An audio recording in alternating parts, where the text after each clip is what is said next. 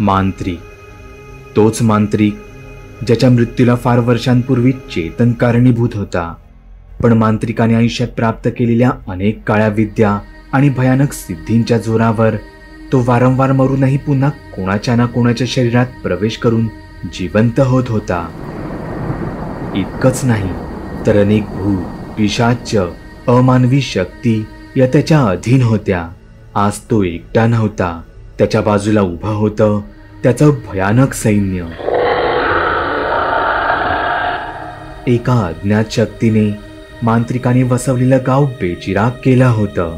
त्याच गावातील मेलेल्या माणसांच्या प्रेतांना त्याने त्याच्या सिद्धीने पुन्हा जिवंत केलं होतं. पण यामुळे ती सगळी जिवंत प्रेत बनली होती, जी त्यांच्या मृत्यूचा बदला घ्यायला आसुसली होती. मांत्रिक आणि त्याच्या प्रचंड सैन्यासमोर लढाईला सज्ज होते ते म्हणजे गुरुजी. खरं तर गुरुजीच होते ज्यांनी एकेकाळी या सर्व विद्या मांत्रिकाला शिकवल्या होत्या. गुरुजी म्हणजे दैवी शक्ती प्राप्त केलेला एक सिद्ध पुरुष. त्यांच्याच बाजूला उभा होता एक छोटासा 6-7 वर्षांचा मुलगा, तो म्हणजे चेतन.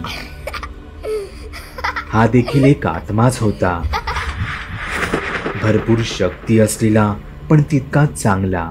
त्या मांत्रिकानेच त्याला एकेकाळी त्याच्या गुहेत कैद केला होता. खरं तर चेतनला सोडवण्यापासूनच आमच्या या प्रवासाला सुरुवात झाली होती. त्यांच्या बाजूला उभा होतो तो म्हणजे मी, एक सामान्य माणूस आणि या संपूर्ण प्रवासाच्या 200हून अधिक भागाचा एक छोटासा लेखक. हा प्रवास आता त्याच्या अंतिम टप्प्यात पोहोचला होता. मांत्रिक आणि गुरुजींमधलं वैर हे खूप वर्षांपासूनचं होतं. तेच वैर जे चांगलं आणि वाईटामध्ये असू शकतं.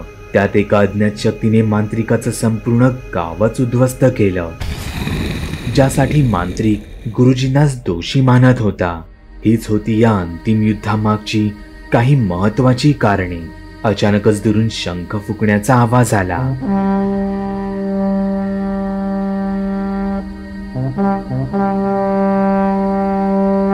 त्यासोबतच ढोल वाजू लागले. गुरुजी, हा आवाज? हा युद्ध आरंभ होण्याचा शंखनाद आहे. मांत्रिकातर्फे या युद्धाला सुरुवात झाली आहे. रात्रीचा तो भयान अंधार. त्या अंधारात एका गुहेच्या तोंडाशी मी, चेतन आणि गुरुजी आम्ही तिघेच उभे. तर समोर दूरवर मांत्रिक त्याच्या लाखोंच्या भूतपिशाच्यांच्या सैन्यासोबत पूर्ण तयारीत उभा. आता जास्त वेळ घालवून उपयोग नाही. आता आपणही युद्धाचा शंख फुंकला पाहिजे. लेखका, सर्वात पहिल्यांदा तुझी पाळी आहे. हो पुढे आणि दाखव तुझी ताकद. गुरुजी मला उद्देशून म्हणाले, पण मी मात्र गोंधळातच पडलो. मला नाही कळलं गुरुजी. तसे गुरुजी मला समजावू लागले. त्या कुबेराने तुम्हाला दिलेला हा दगड हा काही साधा सुद्धा दगड नाही. वेताळ जसा सर्व भूतांचा राजा मानला जातो, तसाच कुबेर हा सर्व यक्षांचा राजा मानला जातो. मांत्रिकाकडे प्रेतांचे, भूत पिशाच्यांचे सैन्य असेल, तर तुझ्याकडे जंगलात लुप्त राहणारे यक्ष आणि यक्षिणी आहे. यक्ष यांना कनिष्ठ देव म्हणूनही संबोधले जाते. गळ्यातील दगड काढ आणि धर तुझ्या समोर. गुरुजींनी सांगितले तसं मी गळ्यातील लॉकेट काढले आणि माझ्या समोर धरले. कर यक्षांना आव्हान, पण लक्षात ठेव, ते कोणी साधे सुधे निर्मळ मनाचे नाही. त्यांना तुझ्या भाषेत नाही तर कुबेराचा आदेश दे. गुरुजींचा इशारा मी समजलो होतो. मी 1-2 सेकंद डोळे बंद करून राहिलो आणि मग डोळे उघडून जिभेवर थोडा करारीपणा आणत म्हणालो, हे सर्व यक्ष देवतांनो, मी तुम्हाला आवाहन करतो, या भूतलावर या आणि माझ्या समोर असलेल्या माझ्या विरोधातील सर्व भूतपिशाच्यांशी लढण्यात माझी मदत करा. आकाशात जोरात वीज कडाडली. त्याच कडाडणाऱ्या विजेच्या प्रकाशात मला माझ्या आसपासच्या झाडांमागून यक्ष आणि यक्षिणी शेकडोंच्या संख्येत बाहेर येताना दिसले. त्यांचं ते भयान रूप पाहून मी क्षणभर त्यांकडे पाहतच राहिलो. पण मग भानावर येत मी त्यांना आदेश दिला, जा, समोरून आम्हाला मारण्यासाठी येणाऱ्या त्या भूतपिशाच्यांचा नायनाट करा. जा, तसे यक्ष आणि यक्षिणी मांत्रिकाच्या सैन्याच्या दिशेने धावत सुटले. संख्येने यक्ष आणि यक्षिणी हे केवळ हजारांच्याच गणतीत होते, पण त्यांची शक्ती प्रचंड होती. आमच्या हाती खरंच एक खजिना लागला होता. थोडा विचार केल्यावर माझ्या एक गोष्ट लक्षात आली. तो मांत्रिक हा संपूर्ण प्रवास आमच्या पाठी असा हात धुवून का लागला होता? कारण त्यालाही हाच कुबेराचा खजिना हवा होता. हा किमती दगड ज्याच्याकडे त्याचे यक्ष आणि यक्षिणी रक्षण करणार होते. या प्रवासातील एका मोठ्या गोष्टीचा उलगडा झाला होता. पण हे केवळ एकच कोडं नव्हतं.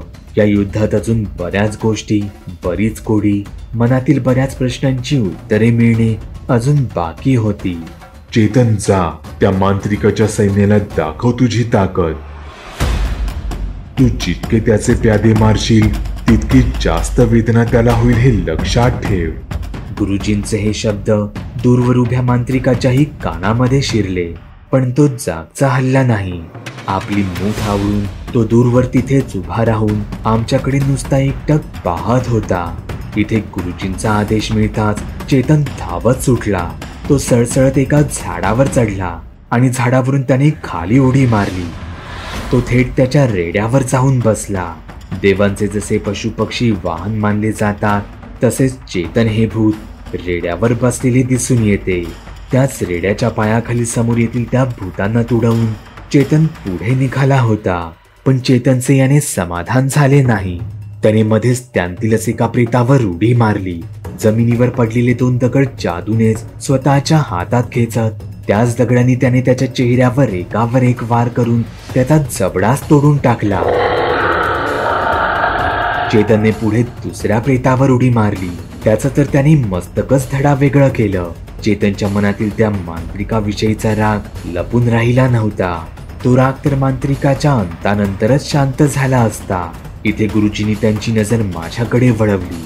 काही सेकंद ते माझ्याकडे पाहतच राहिले आणि मग जरा गंभीर आवाजात ते म्हणाले, आता माझी पाळी आहे, पण घाबरू नकोस. तुझी जबाबदारी ही माझीच आहे. तुला मी असा एकटा सोडून जाणार नाही. असं म्हणत गुरुजींनी त्यांची काठी जोरात जमिनीवर आदळली. तसं आमच्या भोवती एक ऊर्जेचं गोलाकार कवच निर्माण झालं. तुला माझा आदेश आहे.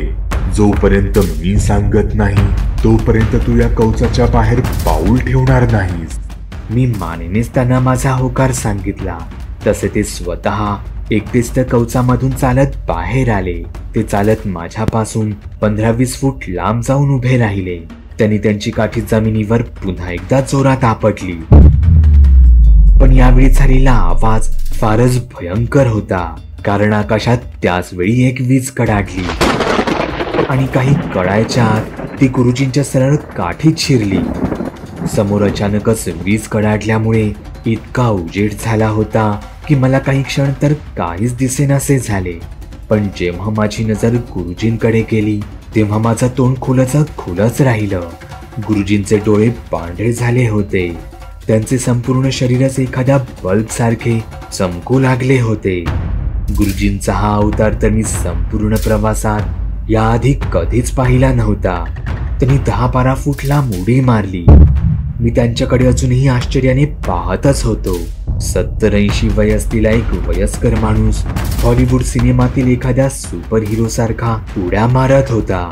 गुरुजींनी त्यांच्या उडीसोबतच हातातील काठी जमिनीवर जोरात आपटली आणि त्यांच्या आजूबाजूच्या 20 ते 30 फुटांवरील प्रेत त्या आघाताने हवेत उंचावली गेली. गुरुजींनी त्यांच्या काठीतून त्यांच्या 4ही बाजूंना आगीच्या गोळ्यांचा वर्षाव सुरू केला आणि एकाच वेळी 100हून अधिक प्रेत त्यात जळून राख झाली.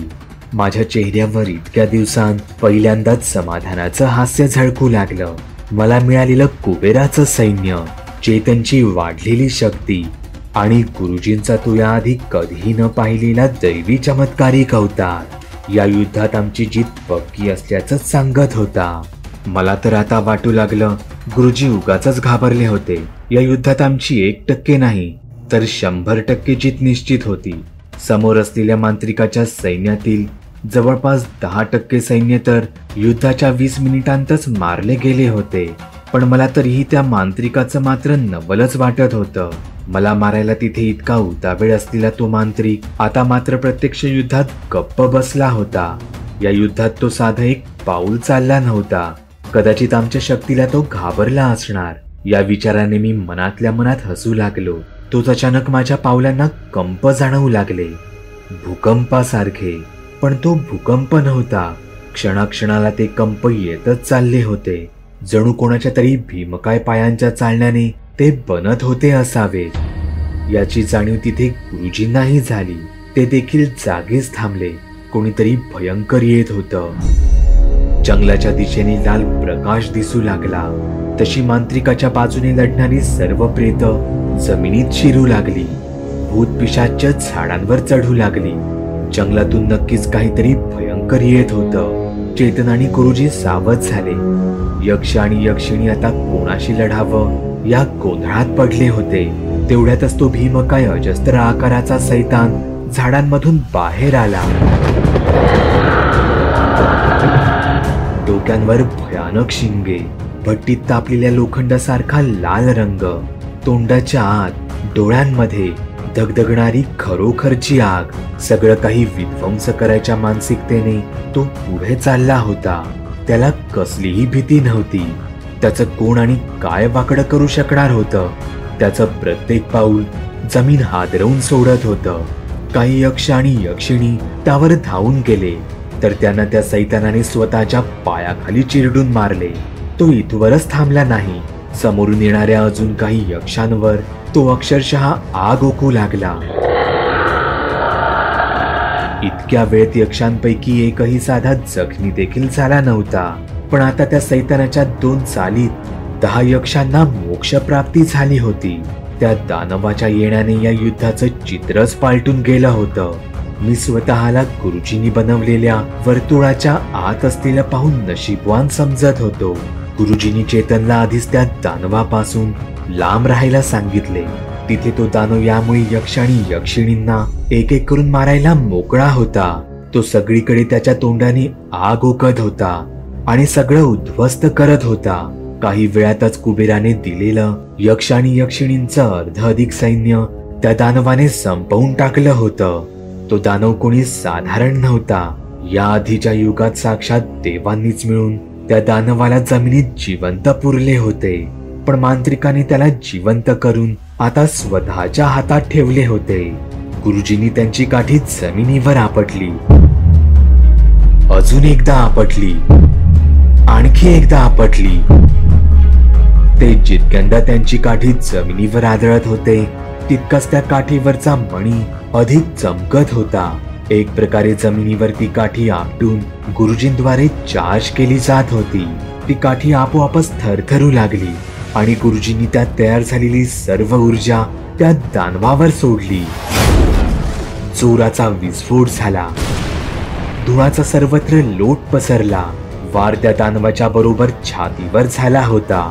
आश्चर्य म्हणजे या आघाताने तो दानव एक पाऊल मागेही सरकला गेला. मी, चेतन आणि गुरुजी तो धूर हवेत विरण्याची वाट पाहू लागलो. काही सेकंद सर्वत्र फक्त शांतता होती आणि तो धूर हवेत उडून गेला. आम्ही त्या दानवाकडे पाहतच राहिलो. त्याला साधं खरचटलंही नव्हतं. गुरुजींनी पुन्हा त्यांची काठी 3 ते 4 वेळा जमिनीवर आपटली आणि त्यातील ऊर्जा पुन्हा त्या दानवाच्या दिशेने मुक्त केली. पुन्हा एकदा विस्फोट, पुन्हा मोठा धमाका. पण त्या दानवावर याचाही काहीच परिणाम नाही. तो दानव त्याच्यावर धावून येणाऱ्या यक्षांवर त्याच्याकडच्या प्रचंड शक्तीने मात देत होता. अशाने हे युद्ध आम्ही कधीच जिंकू शकणार नव्हतो. गुरुजी, तुमच्याकडे याहीपेक्षा शक्तिशाली असं कोणतंच अस्त्र नाही का? आहे, पण मी ती सर्व अस्त्रे फक्त मांत्रिकाला मारण्यासाठी सिद्ध केली होती. जर ती याच्यावर वापरली तर मग मी त्या मांत्रिकाचा आणि त्याच्या सर्व सैन्याचा वध कसा करू? गुरुजी, हा दानव आधीच आपले खूप नुकसान करतो आहे. यक्षांचं आपल्याकडे असलेलं सैन्य हे शेकडोंच्या पटीत होतं, पण आता ते केवळ 50-60च शिल्लक राहिले आहेत. तुम्हाला लवकरात लवकर काहीतरी करावंच लागणार. गुरुजींना काहीच सुचेनासं झालं. पण त्यांना काहीतरी निर्णय घ्यावाच लागणार होता. तो दानव सगळीकडे आग ओकत होता. मोठमोठे वृक्ष संपूर्ण आगीच्या तडाख्यात मिळत होते. त्याच्याशी लढायला असणारे यक्ष आणि यक्षिणीही आगीत होरपळले जात होते. गुरुजींना हे विसरून चालणार नव्हतं की तो दानव कोणी साधा सुद्धा नव्हता. साक्षात देवांनी मिळून त्याचा पराभव केला होता. त्यामुळे तो तितका शक्तिशालीही होता. तो साध्या सुध्या शक्तींनी असा हरणारा नव्हता. त्यांनी आमच्या चारही बाजूंना आगीचा गोलाकार कुंपण बनवलं. क्षणात आमच्या आजूबाजूचं तापमान वाढू लागलं. आमच्या चारही बाजूंची झाडे आगीत धगधगू लागली होती. माझी जिथे नजर जाईल तिथे मला आगीचा लोट दिसत होता. यातून आमची सुटका होणार होती की नाही याचीही मला कल्पना येत नव्हती. गुरुजींनी त्यांच्याकडची काठी काही काळासाठी त्यांच्या डाव्या हातात पकडली आणि उजवा हात वर उंचावत डोळे बंद करून ते मंत्र पुटपुटू लागले. त्यांच्या हाती एक अस्त्र निर्माण झाले. निळ्या रंगाचे ते जलदास्त्र होते. वेळ होती आता त्याचा वापर करण्याची. गुरुजींनी ते सरळवर आकाशात उंचावर फिरकावले आणि अचानकच जोराच्या पावसाला सुरुवात झाली. संपूर्ण जंगलभर वणव्यासारख्या पसरत चाललेल्या आगीवर त्यामुळे अटकाव येऊ लागला. गुरुजींनी दुसरं अस्त्र काढलं. त्याभोवती काळ्या धुराचं वलय दिसत होतं. ते वासवास्त्र होतं. गुरुजींनी क्षणाचाही विलंब न लावता सरळ ते त्या दानवाच्या दिशेने भिरकावलं. ते सरळ त्याच्या छातीत घुसलं. पण एवढ्याने तो काही मरणारा नव्हता. पण त्या अस्त्रातील वासव शक्ती जागृत झाली. त्या सैतानाचं डोकं भिरभिरू लागलं. त्याच्यासोबत काय होतंय हेच त्याला कळेनासं झालं. तो स्वतःच्या शरीरावरच आग ओकू लागला. वासवास्त्रामुळे तो आता मांत्रिकाच्या आज्ञेतून मुक्त होऊन भ्रमिष्ठासारखा वागू लागला. गुरुजींनी तिसरे अस्त्र काढले. स्पर्शास्त्र. गुरुजींनी ते त्या दानवाच्या पोटावर मारले. स्पर्शास्त्रामुळे इथे तिथे नाचणाऱ्या त्या भ्रमिष्ठ राक्षसाचे पाय जागीच थांबले आणि तो तोल जाऊन खाली जमिनीवर कोसळला. तो दानव काहीच करू शकत नव्हता. तो एखाद्या पुतळ्यासारखा स्थिर झाला होता. गुरुजींनी वापरलेली तीनही अस्त्रे ही कोणती साधीसुधी अस्त्रे नव्हती. ही सर्व तीच अस्त्रे होती जी श्री नवनाथांनी त्यांच्या युद्धात वापरली होती. गुरुजींनी त्या दानवाला क्षणभरासाठी थांबवलं होतं. पण तो अजून संपला नव्हता. या अस्त्रांचा प्रभाव संपताच तो पुन्हा मूळ रूपात सर्व शक्तीनिशी पुन्हा येणार होता. म्हणून गुरुजींनी त्यांच्याकडचं एक सर्वात शेवटचं अस्त्र बाहेर काढलं.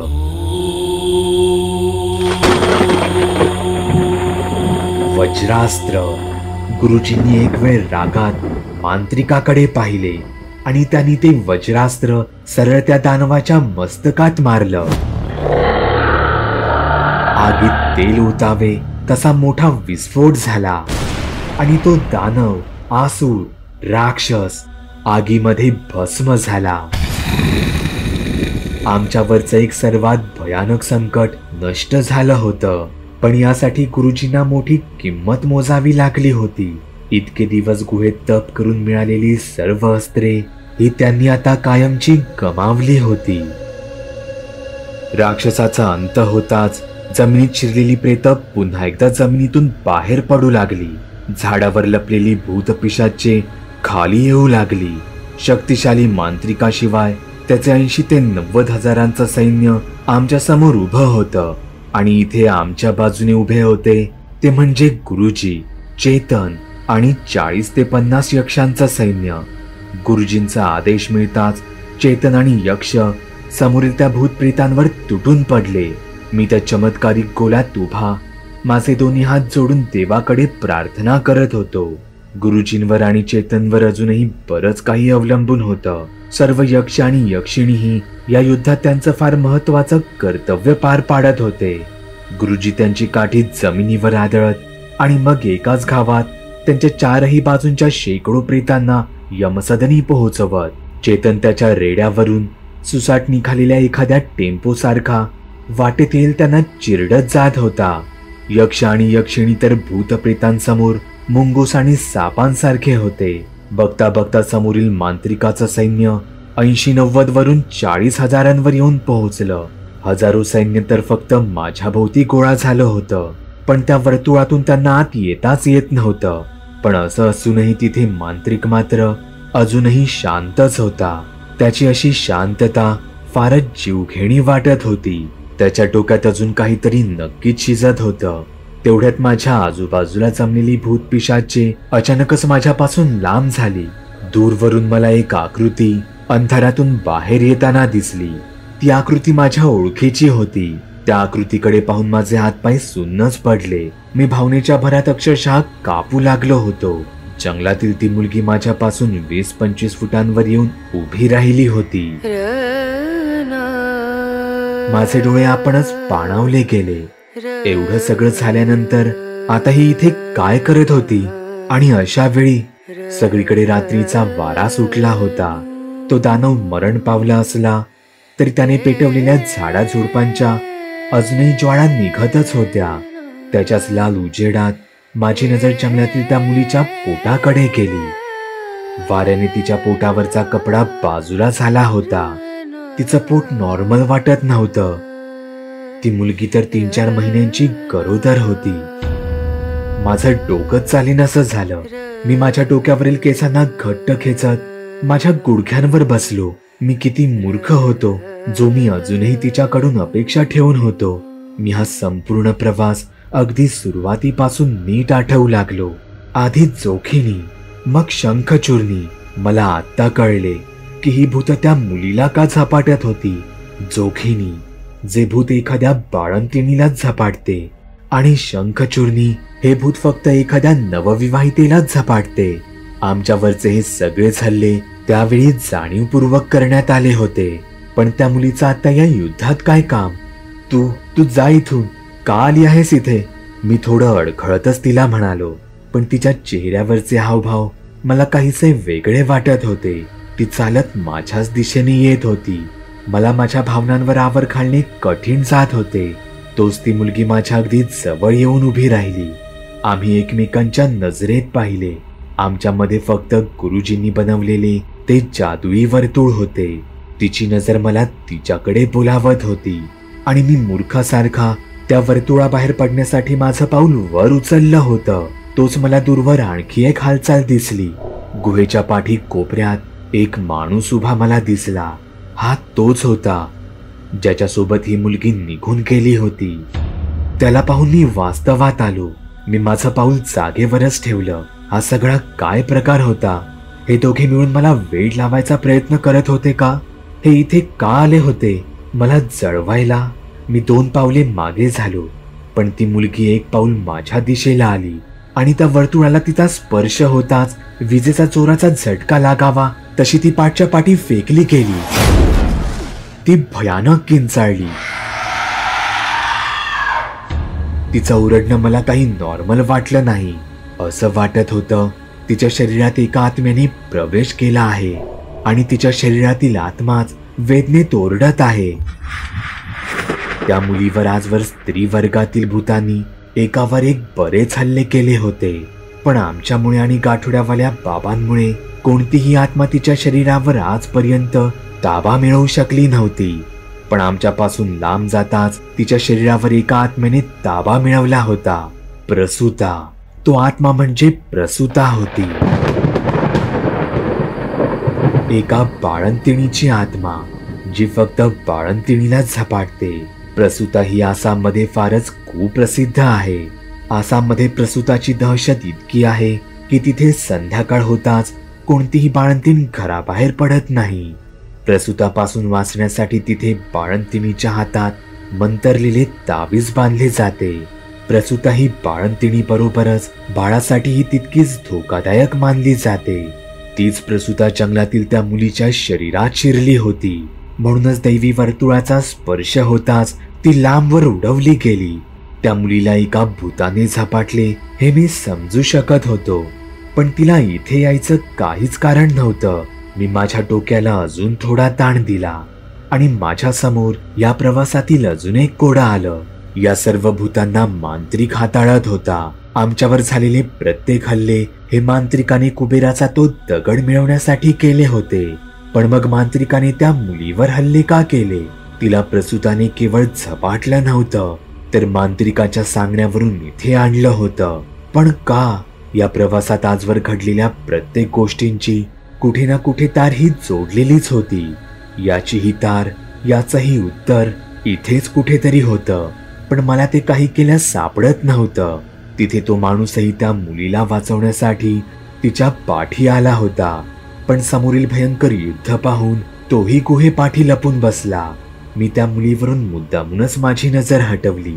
मला या भानगडीत पुन्हा अडकायचं नव्हतं. तोच माझ्या कानांवर मला त्याचा आवाज ऐकू आला. या मुलीला नाही वाचवणार तू? त्या आवाजाने माझ्या छातीत धडकीच भरली. मी समोर युद्धभूमीवर सगळीकडे त्याला शोधले. मांत्रिक तिथे कुठेच दिसत नव्हता.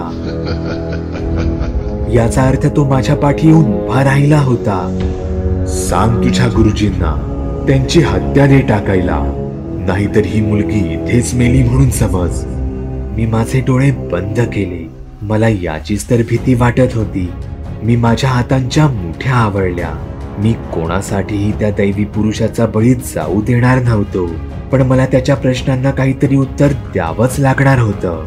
तू काहीही केलंस तरी गुरुजींच्या हातून तुला आज कोणीच वाचवू शकत नाही. माझं हे वाक्य ऐकून मांत्रिक चांगलाच संतापला. मला पाठवून त्या मुलीचा पुन्हा एकदा ओरडण्याचा आवाज ऐकू आला. बघ आता मी हिची काय अवस्था करतो ते. मी न राहून पाठी वळलो. ती मुलगी हवेत तरंगत होती. पण माझं मन मला सांगत होतं, मांत्रिक तिला नाही मारू शकत. त्याच्या मनात नक्कीच काहीतरी वेगळं शिजत होतं. तोच त्या माणसाने जळते बाण धनुष्यावर चढवले आणि एकावर एक बाणांनी त्याने मांत्रिकावर हल्ला चढवला. बाण बरोबर निशाण्यावर लागले. 3 ते 4 जळते बाण मांत्रिकाच्या शरीरात रुतले होते. पण अंगावरची धूळ झाडावी तसे मांत्रिकाने ते त्याच्या शरीरावरून लांब केले. मांत्रिकाने वळून त्या माणसाकडे पाहिले आणि मांत्रिकाने त्याचे दोन्ही हात वर हवेत उचलले. तशी क्षणात भूकंपानिशी जमीन थरथरू लागली आणि माझ्या पाठची संपूर्ण गुफाच ढासळून गेली. त्याच मातीच्या ढिगाऱ्यात तो माणूसही रुतला गेला. ती मुलगी अजूनही हवेत तरंगत होती. ती गरोदर होती. शिवाय तिच्या शरीरावर एका आत्म्याचा कब्जा होता. याही वेळी मी त्या मुलीची काहीच मदत करू शकत नव्हतो. मी किती दुर्भाग्यशाली होतो. तो जोराचा विस्फोट झाला. गुरुजींच्या काठीतून निघालेली प्रचंड ऊर्जा मांत्रिकावर जाऊन धडकली. या आघाताने मांत्रिक खाली पडला. पण जंगलातील ती मुलगी मात्र हवेतच तरंगत राहिली. तिच्या शरीरात शिरलेली प्रसूता मांत्रिकाच्या इशाऱ्याने त्या मुलीला वाचवत होती का? पण का? आणि मग तिला मारण्याचं हे सगळं नाटक ते कशासाठी होतं? सगळंच कल्पनेपलीकडचं होतं. इथे गुरुजी त्यांची काठी आपटू लागले. त्यांनी पुन्हा एकदा शक्तिशाली ऊर्जेचा गोळा त्या काठीतून मांत्रिकावर सोडला. मांत्रिकावर तो गोळा आपटून मांत्रिक 8-10 फूट दूर एका झाडावर जाऊन आदळला. भयानक बाब म्हणजे तरीही तो हसत होता. गुरुजींनी रागात मांत्रिकावर अजून एकदा वार केला. मांत्रिक पुन्हा हसू लागला. गुरुजींनी रागात त्यांची काठीच मांत्रिकाच्या तोंडावर मारली, पोटात मारली, खांद्यावर मारली, पाठीवर मारली. पण प्रत्येक वेदनेनंतरही मांत्रिक तसा जोरजोरात हसतच चालला होता. तो गुरुजींचे वार सहन करत होता. गुरुजी रागाने लाल झाले होते. ते जमिनीवर एकावर एक काठी आपटून त्यात ऊर्जा गोळा करत होते. त्यांनी त्यांची काठी जमिनीवर 1दा, 2दा, 3दा, 4दा, 5दा आपटली. गुरुजी त्यांची काठी वर उचलणार तोच मांत्रिकाने त्यांची काठी घट्ट पकडली. गुरुजी आणि मांत्रिक दोघांचीही नजरानजर झाली. गुरुजी ती काठी वर उचलण्याचा प्रयत्न करत होते. पण मांत्रिक ती काठी जमिनीवर जोर लावून अडवून होता. त्या काठीत आधीच प्रचंड ऊर्जा गोळा झाली होती. त्या ऊर्जेला लवकरात लवकर मोकळं करणं अपेक्षित होतं, पण त्याऐवजी मांत्रिकाने ती काठी जमिनीवर वाजवणं चालूच ठेवलं. गुरुजी त्याला अडवण्याचा प्रयत्न करत होते, पण त्यामुळे काठी अजून जोरात वाजवली जाऊ लागली. 6व्यांदा, 7व्यांदा, 8व्यांदा, 9व्यांदा आणि काठीतून एक जोराचा विस्फोट झाला. गुरुजी एकीकडे तर मांत्रिक दुसरीकडे उडवला गेला. सगळीकडे धूर पसरला. मी पाहिलं, गुरुजी जमिनीवर काहीतरी शोधत होते. गुरुजींकडे त्यांची काठीच नव्हती. ती तिथे आसपासही कुठेच दिसत नव्हती. म्हणून मी मग मांत्रिकाच्या दिशेने पाहिलं. मांत्रिक अंधारातून एका हातात गुरुजींची काठी घेऊन चालत येत होता. गुरुजींची काठी आता मांत्रिकाकडे होती. मांत्रिकाच्या चेहऱ्यावर भयानक क्रूर हास्य होतं. त्याच्या हातातील गुरुजींच्या काठीचा रंग, रूप हळूहळू बदलत जाऊन ती काठी भयानक काळ्या कुट्ट रंगाची बनली. ती काठी आता मांत्रिकाची बनली होती. मांत्रिक माझ्या जवळ आला होता. त्याने त्याची काठी जोरात माझ्या दिशेने फिरवली. गुरुजींनी तयार केलेलं दैवी वर्तुळ काचेसारखं खाडकन तुटलं गेलं. मांत्रिक पुढे आला. त्याने त्याची काठी सरळ माझ्या मस्तकावर टेकवली. मी माझे डोळे बंद करून घेतले. तुला माझं एक छोटंसं काम करावं लागेल. मांत्रिकाच्या बोलण्यात बरंच काही दडलं होतं. मी नाही काही तुझं ऐकणार. तुला मला मारायचं आहे ना, मग मार मला आणि संपव हे सगळं. माझं बोलणं ऐकून मांत्रिक जोरजोरात हसू लागला. तुला काय वाटतं, तुझ्या असण्या नसण्याने मला काही फरक पडत असेल? मी तुझ्याशी बोलतोय हेच तुझं भाग्य समज. पण हो, तुला मरायची इतकीच हौस असेल तर मी तुझी ती हौस देखील पूर्ण करेन. मरणार तर तू आहेस मांत्रिका, आणि तुझ्या मरणाची गोष्ट मी माझ्याच हाताने लिहिणार आहे. माझं हे बोलणं मांत्रिकाच्या चांगलंच जिव्हारी लागलं होतं. तो पुढे येऊन माझा गळा आवळणार.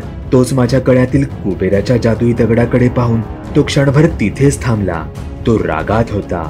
त्या रागात त्याने त्याची काठी उचलली आणि ती सरळ गुरुजींवर मारली.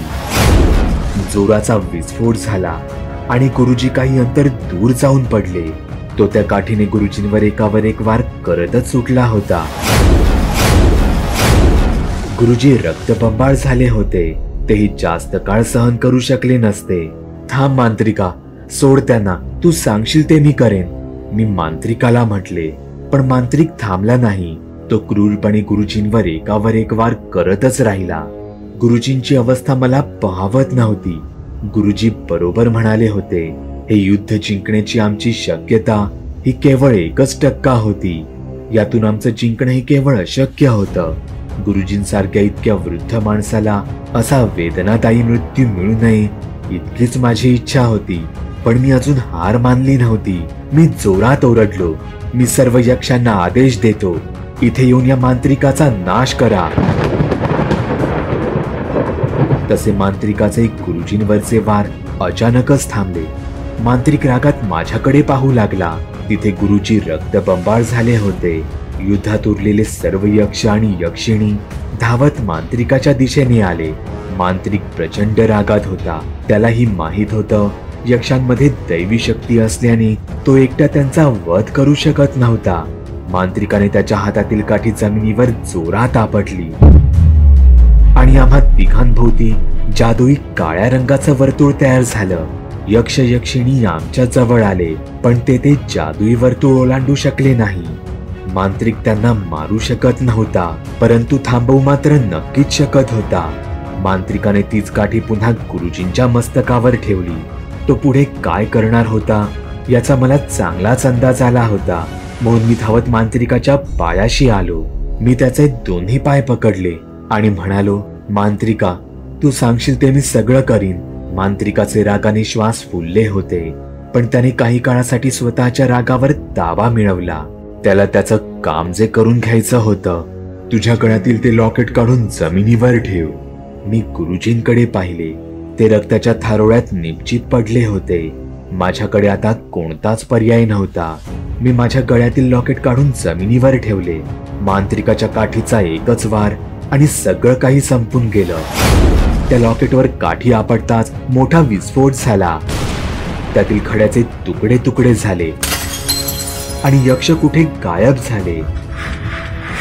मी मान खाली घालून रडत होतो. सगळं काही संपलं होतं. तिथे तो चेतन एकटा सर्व भूतप्रेतांशी लढा देत होता. त्याचं वाहन असलेला रेडा तो देखील संपूर्ण जखमी झाला होता. चेतनही एकटा जास्त काळ तग धरू शकत नव्हता. इथे मांत्रिकाला मात्र त्याच्या हरण्याच्या सर्व शक्यता नाहीशा करायच्या होत्या. म्हणून त्याने माझ्याजवळ एक दोरा फेकला. ते एक प्रकारचं तावीज होतं. चेतनला इथे बोलाव आणि हा दोरा त्याच्या गळ्यात घाल. मला आमच्या प्रवासाच्या सुरुवातीच्या दिवसांची आठवण झाली. असाच दोरा चेतनच्या गळ्यातून काढून आम्ही त्याला मांत्रिकाच्या तावडीतून मुक्त केले होते आणि मीच आता त्याला परत बंदी बनवत होतो. चेतन, तू जिथे कुठे असशील लवकर इथे ये. माझी रडवेली हाक ऐकून चेतन क्षणात त्याच्या रेड्यावरून धावत माझ्या समोर येऊन पोहोचला. काय झालं? तू ठीक तर आहेस ना? तुला काही झालं तर नाही ना? मी चेतनकडे पाहत ढसाढसा रडू लागलो. चेतन काळजीत खाली उतरला. तो मला मिठी मारणार तोच त्याच्या गळ्यात मी मांत्रिकाचा दोरा घातला. चेतनला त्याची जाणीव होताच तो माझ्यापासून लांब झाला. तू हे काय केलंस? का केलंस हे तू? मी मान खाली घालून फक्त रडत राहिलो. तसं मांत्रिकाला कर्णपिशाच्याची गोष्ट आठवली. प्रवासाच्या सुरुवातीच्या काळात कर्णपिशाच मांत्रिकाच्या कानात बोलला होता, या चेतनच्या मृत्यूला हा मुलगा कारणीभूत असेल. कर्णपिशाच्याची भविष्यवाणी कधीच खोटी ठरत नाही. चेतनने खाली रक्तबंबाळ होऊन पडलेल्या गुरुजींकडे पाहिले. मांत्रिका नाही, तू याला काही करणार नाहीस. तू याला हवं तर बंदी बनव, पण याला. मी मांत्रिका पुढे गयावया करत होतो. मी पुढे काही बोलणार त्याच्या आधीच मांत्रिकाने त्याच्या काठीने चेतनचे मस्तक धडावेगळे केले. त्याचे मस्तक आणि देह आगीत धगधगू लागले होते. चेतनचा भला मोठा रेडाही आता त्याच्या सामान्य आकारात आला होता. तो दमून थकून तिथेच खाली बसला. कुबेराची ताकद संपली. चेतन कायमचा गेला. गुरुजीची काठी माझी झाली. आता बोला, मला कोण रोखू शकतं? कोणात आहे इतकी शक्ती? या तुमच्या प्रवासाचा आणि या गुरुजीचा आज अंत होणार आहे. असं म्हणत मांत्रिकाने गुरुजींना मारून टाकण्यासाठी त्याची काठी शेवटची एकदा वर हवेत उचलली. तो त्याचा वार गुरुजींवर करणार तोच तो स्वतःच थांबला. तो कुठे आहे ज्याने माझं संपूर्ण गाव उद्ध्वस्त केलं होतं? मी आणि गुरुजी मांत्रिकाकडे पाहतच राहिलो. मांत्रिक गुरुजीकडे पाहून गुरुजीला पुन्हा विचारू लागला, तो कुठे आहे ज्याने माझं गाव पेटवून लावलं? गुरुजी काहीच बोलत नाही हे पाहून मांत्रिकाने माझा गळाच पकडला आणि मला वर हवेत उचललं. मी माझ्या दोन्ही हातांनी मांत्रिकाच्या हातावर अक्षरशः लटकत होतो. सोड त्याला. अजून किती निष्पापांचा जीव घेणार आहेस तू? तुझं गाव कोणी पेटवलं नाही माहित मला. हे ऐकताच मांत्रिकाने मला लांब फेकलं आणि तो पुन्हा गुरुजींकडे गेला आणि म्हणाला, मी शेवटचं विचारतोय. मला सांगतो कुठे आहे ज्याने माझं गाव उद्ध्वस्त केलं? नाहीतर या मुलाची अशी अवस्था करीन जी बघून तू जिवंतपणीच मरण यातना भोगशील. तू काय बोलतोयस? मला काहीच माहित नाही. तुझं गाव कधी, कोणी, का उद्ध्वस्त केलं मला काहीच माहित नाही. त्या मुलाला सोड. तुझं वैर माझ्याशी आहे. मांत्रिकाने रागात त्याची काठी जमिनीवर जोरात आपटली. मांत्रिक गुरुजींसोबतचं हे युद्ध जिंकूनही अस्वस्थ झाला होता. त्याला त्याच्या लोकांचा बदला घ्यायचा होता, पण नेमका कोणाकडून? मांत्रिक आठवू लागला. त्याला त्याच्या गावातील त्या तरुणाचे शेवटचे शब्द आठवले. तो एकटा आला होता. गावाच्या संरक्षणासाठी आम्ही पशुबळी देणार होतो. तो आला आणि त्याने संपूर्ण गाव पेटवून दिले. पशुबळी? हो, पशुबळी. मांत्रिकाला त्याच्या समोर चेतनचा तो जखमी रेडा बसलेला दिसला. मांत्रिक खुनशी नजरेने त्या मुक्या प्राण्याकडे पाहू लागला. तू जो कोणी आहेस, एका प्राण्यासाठी तू माझं संपूर्ण गाव बेचिराग केलंस, पण तू हे करू शकलास कारण मी तिथे नव्हतो. आता मीही आहे आणि माझ्या समोर हा बळी देखील आहे. असेल हिम्मत तर अडव मला. मांत्रिक त्याची काठी आपटत त्या रेड्याजवळ जाऊ लागला. ते मुक जनावर काठीच्या जमिनीवर होणाऱ्या प्रत्येक आघातावर घाबरून अंग काढत होतं. ते घाबरून उठून पळण्याचा प्रयत्न करत होतं. यासाठी ते त्याचे पाय जोरजोरात जमिनीवर घासून स्वतःला उचलू पाहत होतं. पण त्या जखमी अवस्थेत स्वतःच्या पायांवर उभं राहायचीही त्याच्यात ताकद नव्हती. मांत्रिकाने त्याची काठी त्या रेड्याच्या कपाळावर टेकवली. मी आणि गुरुजी मांत्रिकाकडे फक्त पाहत राहिलो. मांत्रिकाच्या काठीचं टोक चमकू लागलं होतं. याचा अर्थ एकच होता, काठीतून ऊर्जेचा गोळा निघणार होता आणि तो सरळ त्या रेड्याच्या मस्तकाच्या चिंधड्या करणार होता. आमचे श्वास रोखले गेले होते. तोच मांत्रिकाच्या हातावर जोराचा एका प्रेताच्या पायाचा तुकडा जाऊन बसला.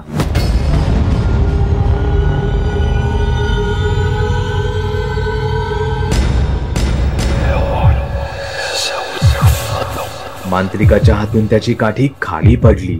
मांत्रिकाने समोर पाहिले. तिथे त्याच्या भूतप्रेतांच्या ताफ्यात काहीतरी हालचाल दिसू लागली. मांत्रिकाने त्याच्या हाताचा पंजा उघडला आणि चुंबकाकडे जसे लोखंड खेचले जाते तशीच मांत्रिकाची काठी पुन्हा त्याच्या हातात खेचली गेली. मांत्रिक त्याच्या समोरचा गोंधळ पाहायचा प्रयत्न करत होता, पण त्याला नीट काहीच दिसत नव्हतं. तोच मृत प्रेतांचे अवशेष अचानक हवेत उडू लागले.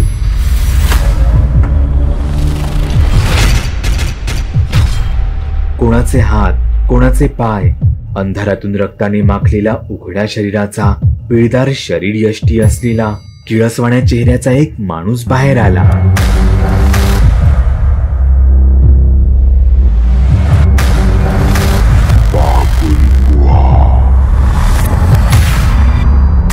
त्याला माणूस म्हणणं खरं तर चुकीचंच ठरलं असतं.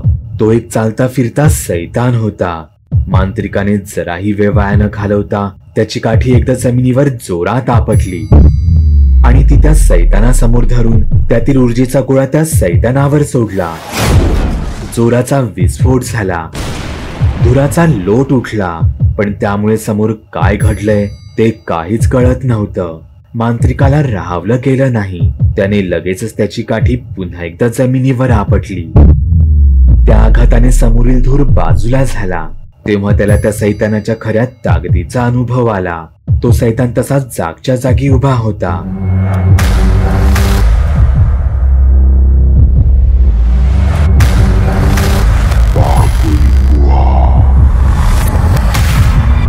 त्याच्या आसपासची भूतपिशाचे त्यावर तुटून पडली, पण तो सैतान वाऱ्याच्या वेगात त्याच्या हातातील तलवारीसारख्या सूर्याने त्यांवर वार करू लागला.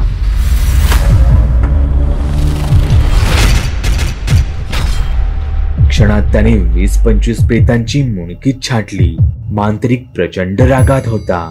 मांत्रिकाने त्या सैतानावर वार न करता त्याची काठी रागातच त्या रेड्यावर मारली. त्या मुक्या प्राण्यावर काठी टेकायच्या काही क्षणाधीच एक शीर नसलेलं धड त्या रेड्यावर जाऊन पडलं. मांत्रिकाचा वार त्या प्रेतावर गेला. मांत्रिकाने रागात समोर पाहिले तर तो सैतान एका हातात रक्ताळलेला सुरा घेऊन तर दुसऱ्या हातात प्रेतांची 4 मुंडकी घेऊन उभा होता. तो थांबण्याचं नावच घेत नव्हता. मी याला आधीही पाहिलंय, गुरुजी म्हणाले. तसं मांत्रिकाने वळून गुरुजींकडे पाहिले. मी काही महिन्यांपूर्वीच याला माझ्या शक्तिशाली दैवी मंत्रांनी बांधून ठेवलं होतं, पण या सैतानाची शक्ती इतकी होती की त्याने मलाच त्यात अडकवलं आणि तिथून तो स्वतःला सोडवण्यात यशस्वी झाला. पण आता नाही, असं म्हणत मांत्रिक गुरुजींकडे आला. तो गुरुजींची झडती घेऊ लागला. त्यात त्याला ते जादुई दगड सापडले. तिथे तो सैतान समोर येईल त्याचे अंग छाटत चालला होता. भूतपिशाचांची कोणतीही शक्ती त्यावर असर करत नव्हती. त्या सैतानावर मात करणं मांत्रिकासाठी खरंच एक मोठं आव्हान होतं. पण तो मांत्रिक होता हे विसरून कसं चालणार होतं. मांत्रिक ज्याच्याकडे तंत्रमंत्रांनी जगातील कोणत्याही अमानवी शक्तीवर ताबा मिळवण्याची शक्ती असते. हा मांत्रिक तर अशा प्रत्येक विद्येत पारंगत होता. त्याने ते जादुई दगड हवेत फेकले. आश्चर्याची गोष्ट म्हणजे ते हवेत तरंगत राहिले. मांत्रिकाने त्याचे डोळे मिटले आणि तो त्याच्या काळ्या विद्येने त्या दगडांमधील ऊर्जा पुन्हा जागृत करत होता. रंगहीन झालेले ते दगड पुन्हा एकदा पेटून उठले. ते यावेळी आधीपेक्षाही जास्त शक्तिशाली झाले होते. तिथे त्या सैतानाने तर मृतांच्या अवशेषांचा खच पाडला होता. तो त्यांना मारण्यात गुंतला होता, पण त्याच वेळात मांत्रिकाने त्याचं काम केलं होतं. मांत्रिकाने त्याच्या हातातील काठी जमिनीवर एकदा जोरात आपटून त्या सैतानाला आव्हान दिलं. तसा तोही मांत्रिकाच्या दिशेने वळला. मांत्रिकाने त्याचा उजवा हात त्या सैतानाकडे फिरवला. तसे ते सर्व जादुई दगड त्या सैतानाच्या चारही दिशांना पसरले. तो सैतान मांत्रिकाच्या जाळ्यात अडकला होता. हे तेच जाळं होतं ज्यातून एकेकाळी मांत्रिक स्वतः देखील सुटू शकला नव्हता. तुला पाहायची आहे माझी ताकद, मी काय करू शकतो ते, असं म्हणत मांत्रिकाने पुन्हा एकदा त्याची काठी जमिनीवर आपटली आणि क्षणात त्यातील ऊर्जा त्या सैतानावर मुक्त केली. मांत्रिकालाही माहित होतं एवढ्याने त्याचं काहीच वाकडं होणार नव्हतं. म्हणून मांत्रिकाने पुन्हा त्याची काठी जमिनीवर आपटली आणि पुन्हा त्यातील ऊर्जा सैतानावर सोडली. त्याने पुन्हा तेच केलं. अजून एकदा, अजून एकदा, आणि तो हे करतच राहिला.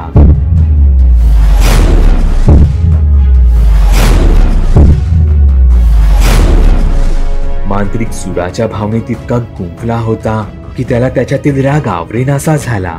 त्याने त्याची काठी खाली टाकली आणि आपल्या दोन्ही हातांनी मिळून तो त्या सैतानावर आगीच्या गोळ्यांचा वर्षाव करू लागला.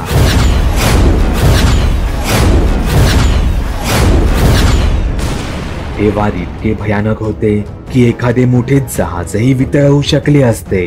मांत्रिकाने त्याच्या शरीरातील सर्व सुराची भावना त्याच्या तितक्याच प्रचंड शक्तीने बाहेर काढली होती. तिथे त्या सैतानाची काय अवस्था झाली होती हे तिथल्या धुरामुळे कळून येत नव्हते. पण मांत्रिक मात्र थकला होता. त्याने त्याची काठी तशीच पुन्हा हातात खेचून घेतली. मांत्रिकच नाही तर गुरुजी आणि मी देखील तो धूर बाजूला होण्याची वाट पाहू लागलो. मांत्रिकाने त्याची काठी जोरात जमिनीवर आपटली. त्या आघाताने समोरील धूर क्षणात हवेत विरला. ते जादुई दगड अजूनही चमकत होते, पण तो सैतान तो जमिनीवर आडवा पडला होता. मांत्रिक जोरजोरात हसू लागला. तो त्या सैतानाविरुद्धचंही युद्ध जिंकला होता. त्याने त्याच्या उद्ध्वस्त झालेल्या गावाचा बदला घेतला होता. गुरुजी बघ, तू हरला आहेस. मला ना तू थांबवू शकलास, ना तुझी दैवी शक्ती, ना तुझा हा सैतान. तुम्ही सगळेच हरलात. पण मी माझा विजय तेव्हा साजरा करीन जेव्हा मी आधी तुझं, मग त्या मुलाचं आणि मग त्या सैतानाचं शिर धडा वेगळं करेन.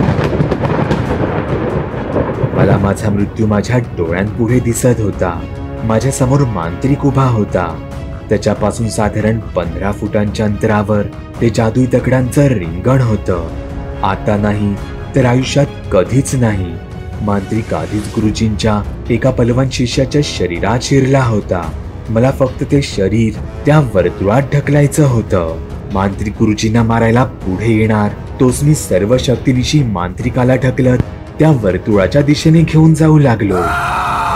बेसावध असलेल्या मांत्रिकाला यातून सावरण्याचा वेळच मिळाला नाही. तो माझ्या सोबतच पाठी वर्तुळाच्या दिशेला ढकलला गेला. पण ते वर्तुळ ओलांडायच्या 2 पावलं आधी त्याने स्वतःला सावरलं आणि रागात माझा गळाच पकडला. त्याच्या डोळ्यांतील आग मी ओळखली होती. सगळं काही संपलं होतं. तोच गुरुजींनी धावत येऊन मांत्रिकाला जोराचा धक्का दिला. त्याचबरोबर त्यांनी एका हाताने माझा हात पकडून मला त्यांच्या दिशेला खेचलं. मांत्रिक त्या सैतानासोबतच त्या वर्तुळात अडकला होता. या जगात उगीच असं काहीच घडत नसतं. जे काही असतं ते सगळं पूर्वनियोजित असतं. या दगडांमध्ये ती शक्ती फक्त मांत्रिकच आणू शकत होता आणि त्यानेही तेच केलं. मांत्रिकाला या युद्धात केवळ मांत्रिक स्वतःच रोखू शकत होता. तोच दुरून जंगलातून ढोल ताशांचा आवाज घुमू लागला.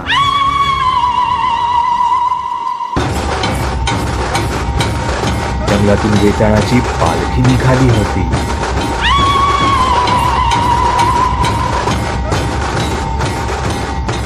ए गुरुजी, तू मला फक्त बंदी बनवलं आहेस.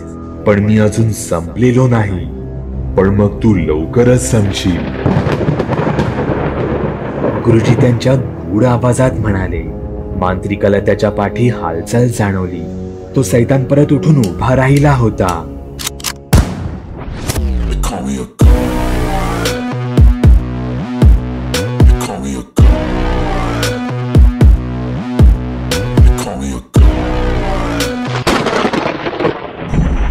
त्याने मांत्रिकाला मारण्यासाठी त्याचा सुरा मांत्रिकावर उगारला. पण मांत्रिकाने तो वार त्याच्या एका हाताने अडवून धरला.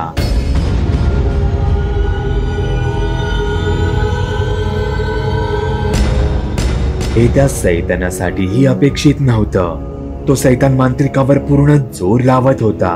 पण मांत्रिक असा हार मानणारा नव्हता. त्याला शक्ती मिळाल्या होत्या. त्याला अमरत्व प्राप्त झाले होते. तेवढ्यात मांत्रिकाच्या कानांवर त्या साधूचा श्राप ऐकू आला. मी एक तपस्वी साधू तुला श्राप देतो. ज्याप्रमाणे माझी मुलं त्यांच्या बापाला वाचवताना मृत्युमुखी पडली, तसाच तुझाही अंत होईल. तू तुझ्या जन्मदात्यांसमोर शक्तिहीन होशील आणि त्या क्षणी तुझे माझ्यामुळे मिळालेले अमरत्वाचे वरदानही तू त्या क्षणी गमावशील. मांत्रिकासमोर उभा सैतान हळूहळू त्याचं रूप बदलू लागला. तो एका स्त्रीच्या वेशात आला. त्या स्त्रीला पाहून मांत्रिकाचे हातच गळून गेले. मांत्रिकाच्या समोर त्याची आई उभी होती. मांत्रिक हात जोडून त्याच्या गुडघ्यांवर बसला. इतक्या वर्षांनी झालेले आपल्या आईचे दर्शन पाहून तो मनोमन सुखावला गेला. इथे मला मात्र कळत नव्हतं की मांत्रिक अचानक त्या सैतानाच्या पाया का पडत होता. गुरुजी, मांत्रिक असा अचानकच त्या सैतानाच्या पाया का पडतो आहे? तो सैतान नक्की आहे तरी कोण? तो सैतान नाही, तर ती एक प्रकारची आपल्या मनातील भीती आहे. आपल्या सगळ्यांच्याच मनातील एक भीती. काही लोक या भीतीला बागुलबुवाचं नाव देतात. मला माहित नाही मांत्रिकाला आता नेमकं काय दिसत आहे, पण त्याच्या पुढे नतमस्तक होणं त्याला भाग आहे. मांत्रिकाला त्याच्या समोर उभा असलेला सैतान त्याच्या आईच्या रूपात दिसत होता. आपल्या आई पुढे मांत्रिक हात जोडून नतमस्तक झाला होता.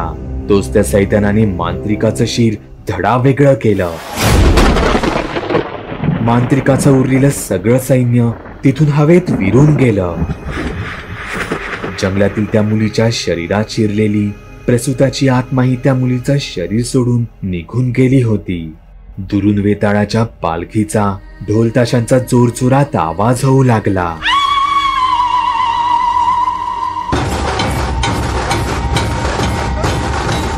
मांत्रिक संपला होता.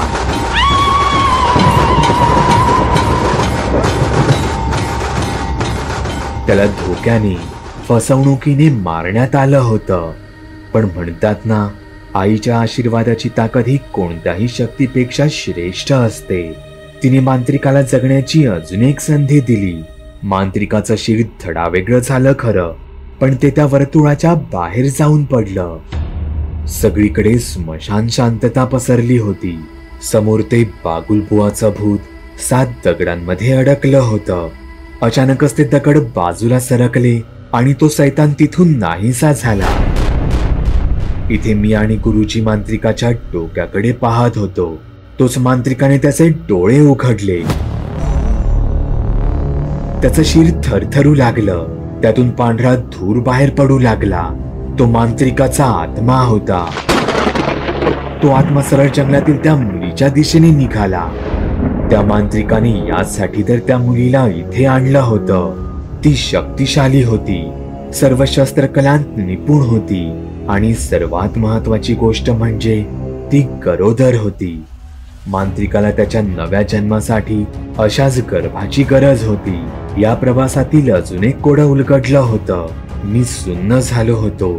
सेकंदाच्या एका छोट्याशा क्षणातही माझ्या मनात अनेक विचार फिरू लागले. माझं डोकं भिणभिणू लागलं. मी काय करत होतो माझं मलाच कळलं नाही. मी सरळ त्या मुलीच्या दिशेने धावत सुटलो. त्या मुलीच्या प्रियकराला मी तिथे त्या मुलीच्या पाठी उभं असलेलं पाहिलं आणि मला त्याचेच शब्द आठवले. मर्द औरत के आगे रहता, पीछे नहीं छुपता. मी धावत असताना मला तिथे जखमी अवस्थेतील गुरुजीही दिसले आणि मला त्यांचेही बोल आठवले. तू त्या मुलीसाठी स्वतःचा जीव धोक्यात घालून या जंगलात यायला निघाला होतास ना. मग हीच आहे का तुझी हिंमत? मरण समोर दिसताच घाबरलास तू. मग तिला काय आणि कसा शोधणार होतास तू? मांत्रिकाचा आत्मा त्या मुलीच्या गर्भात शिरणार त्याआधीच मी मध्ये आलो आणि मांत्रिकाचा आत्मा माझ्या शरीरात शिरला.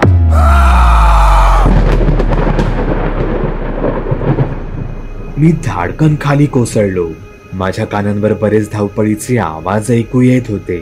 एका गाडीच्या इंजिनाचेही मला आवाज ऐकू आले. मला माझं डोकं एका मऊ भागावर ठेवल्याची जाणीव झाली. त्या मुलीने माझं डोकं तिच्या मांडीवर ठेवलं होतं. वैभव त्याची गाडी घेऊन एकटाच तिथे आला होता. त्याला गुरुजी काहीतरी सांगत होते. याला आत्ताच्या आता हॉस्पिटलमध्ये घेऊन जा, पण लक्षात ठेव, काहीही झालं तरी तुला याच्या सोबतच राहायचं आहे. याच्या शरीरावर एका भयानक शक्तीने ताबा मिळवला आहे. तुला याला घेऊन आपल्या देशातील अशा सर्व भयानक जागी जावं लागेल जिथे लोक देश विदेशातून त्यांच्या अंगातील भूत घालवायला जातात. तुला याला घेऊन तिथे जाऊन सर्वात आधी याचा आत्मा शुद्ध करावा लागेल. पण हे मीच का? तुम्ही का नाही करणार? मांत्रिक मेला आहे. मला त्याचं धड आणि शिर्याचा बंदोबस्त करावा लागणार. ते अशा ठिकाणी ठेवावं लागणार ज्याचा कोणालाच कधीच पत्ता लागणार नाही, या मुलालाही नाही. वैभव मला घेऊन हॉस्पिटलमध्ये गेला आणि तिथूनच पुढे सुरू झाला या प्रवासाचा 8वा सीझन. आम्ही न जाणे कित्येक मंदिरांना, दर्ग्यांना, भूतबाधा घालवणाऱ्या ठिकाणांना भेटी दिल्या. पण जेव्हा मी शेवटच्या जागेला चंडी मातेच्या मंदिराला भेट दिली तेव्हा मला मी विसरलेलो संपूर्ण प्रवास पुन्हा एकदा आठवला. माझे मित्र विशाल आणि नयन आता कुठे होते मला माहीत नव्हतं, पण ते सुखरूप होते याचा मला जास्त आनंद होता. गुरुजी आणि गाठोड्यावाले बाबा कुठे होते मला तेही माहीत नव्हतं, पण ते जिवंत होते याचं मला समाधान होतं. उरला विषय त्या जंगलातील मुलीचा, तर ती मुलगी आणि तिच्या पोटातील मूल माझ्यामुळे सुरक्षित होतं याचा मला अभिमान होता. पण एवढं सगळं होऊनही मनाच्या कोपऱ्यात कुठेतरी एक प्रश्न होताच. मांत्रिक तर मेला होता, पण त्याचा आत्माही हे जग सोडून कायमचा निघून गेला होता का? मी रुपेश, हा संपूर्ण प्रवास जवळून अनुभवणारा आणि आमच्या या संपूर्ण प्रवासाला लोकांपर्यंत पोहोचवणारा एक छोटासा लेखक. खरं सांगायचं, हा प्रवास खऱ्या अर्थाने होता तो गुरुजींचा, आणि तो तितकाच होता मांत्रिकाचाही. आम्ही तर या प्रवासाचे केवळ साक्षीदार होतो. या प्रवासाचा शेवट लिहित असताना माझं मन मला पुन्हा पुन्हा विचारतं की मी या प्रवासात नेमकं काय कमावलं होतं. आमच्या मैत्रीच्या तुटण्याला कुठेतरी मीच कारणीभूत होतो. चेतन सारख्या चांगल्या आत्म्याला या जगातून नाहीसं करण्यामागेही मीच कारणीभूत होतो. आज माझ्या सोबत ना गुरुजी होते ना गाठोड्यावाले बाबा. मी ना माझं प्रेम टिकवू शकलो ना माझी मैत्री. प्रवासाचं हे अंतिम युद्ध जिंकूनही मनात कुठेतरी मी स्वतःला हरलेलो मानत होतो.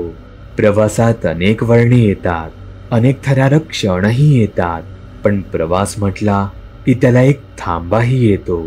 अशाच मी लिहित असलेल्या या प्रवासाला तब्बल 9 सीझन नंतर थांबा येत आहे. हा प्रवास लिहित असताना तो जितका मी जगत आलो तितकेच तुम्हीही माझ्यासोबत हा प्रवास जगत आला होता. तेव्हा मी हे आता तुमच्यावर सोपवत आहे. तुम्हाला हा प्रवास पुन्हा नव्याने अनुभवायचा आहे का? या प्रवासाचा तुम्हाला 10वा सीझनही हवा आहे का? मग तुम्ही ऐकत असलेल्या या व्हिडिओला 500 लाईक्स आणि 500 कमेंट्स आणा. मग आपण नक्कीच या प्रवासाचे पुन्हा एकदा साक्षीदार होऊ. भीती रात्रीच्या एका प्रवासाची. चॅनलवर अपलोड केलेल्या नवीन व्हिडिओची नोटिफिकेशन मिळवण्यासाठी चॅनल सबस्क्राईब करायला विसरू नका. व्हिडिओ आवडला तर आमच्या मेहनतीचा मोबदला म्हणून तो लाईक करून मित्रांसोबत जरूर शेअर करा. चॅनलवरचे इतर व्हिडिओ पाहण्यासाठी इथे क्लिक करा. तसेच चॅनलवरची प्लेलिस्टही चेक करा. दर दिवशी नवनवीन भूतांचे व्हिडिओ बनवून मी तुमचं मनोरंजन करत राहू याची खात्री बाळगा.